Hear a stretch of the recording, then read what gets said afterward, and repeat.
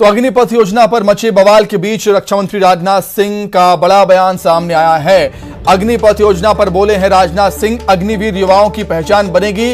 युवाओं से शांति बनाए रखने की अपील सरकार करती है। युवाओं के भविष्य को लेकर फैसला लिया गया है और युवाओं के भविष्य को लेकर फैसला है। तैयारी करें युवा, जल्दी भर्ती होगी। यह बात कही है रक्षा मंत्री राजनाथ सिंह ने।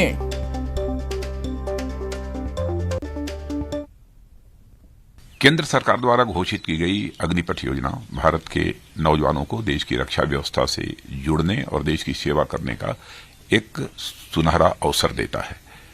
अग्निवीर हूं, यह उनकी ताजिंदगी के लिए पहचान बन जाती है।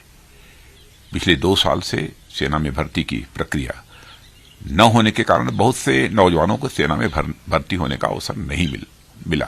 यह सच्चाई है।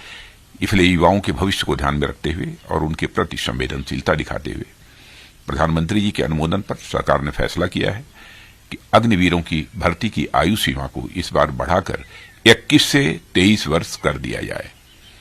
यह वन टाइम रिलैक्सेशन दिया गया है। इससे बहुत सारे नौजवानों को अग्निवीर बनने की पात्रता स्वतः मिल जाएगी। और मैं यह भी कहना चाहता हूं कि भर्ती प्रक्रिया कुछ ही दिनों में प्रारंभ होने जा रही है। मैं सभी नौजवानों से अपील करता हूं कि सेना में भर्ती होने की वह तैयारी करें और इसका पूरा लाभ उठाएं। धन्यवाद। तो अग्निपथ योजना को लेकर देश के कई हिस्सों में विरोध प्रदर्शन शुरू हो चुका है।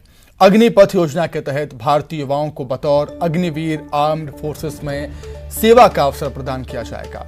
ये योजना देश की सुरक्षा को मजबूत करने और हमारे युवाओं को मिलिट्री सर्विसेज का अवसर देने के लिए लाई गई है। लेकिन योजना के बारे में पूरी जानकारी हासिल किए बिना ही कई स्थानों पर इसका विरोध किया जा रहा है। भ्रम के इन हालातों को देखते हुए सरकार की ओर से मिथ्स बनाम फैक्ट्स दस्तावेज जारी करते हुए लोगों की चिंताओं, युवाओं की चिंताओं को दूर करने की कोशिश की गई है। एक नजर डाल लेते हैं अफवाहों पर और हकीकत पर।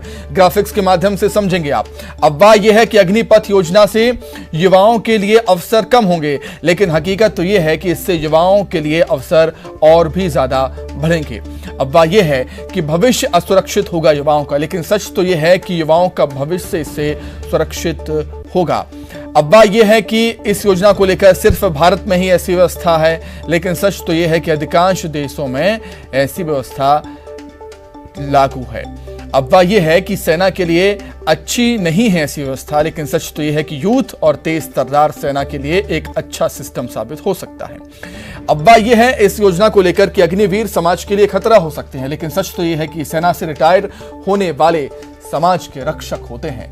अफवाह यह है कि पूर्व सैन्य अधिकारियों से चर्चा नहीं हुई इस योजना को लेकर, लेकिन सच तो यह है कि जब भी कोई भी योजना आती है तब भी अधिकारियों से चर्चा होती है और इसमें भी पूर्व सैन्य अधिकारियों से चर्चा के बाद ही इतना बड़ा फैसला लिया गया। अफवाह यह है कि सेना के लिए 21 साल के युवा अपरिपक्व हैं, लेकिन सच तो यह है कि दुनिया भर में सेनाएं युवाओं पर ही निर्भर हैं। आगे बढ़ेंगे, बात करेंगे कोरोना की। देश भर में बढ़ रहे कोरोना के मामले में कोरोना पॉजिटिव मरीजों का आंकड़ा पहुंचा है 13,000 के करीब। पिछले 24 घंटे में मिले हैं कोरोना के 12,847 नए केस।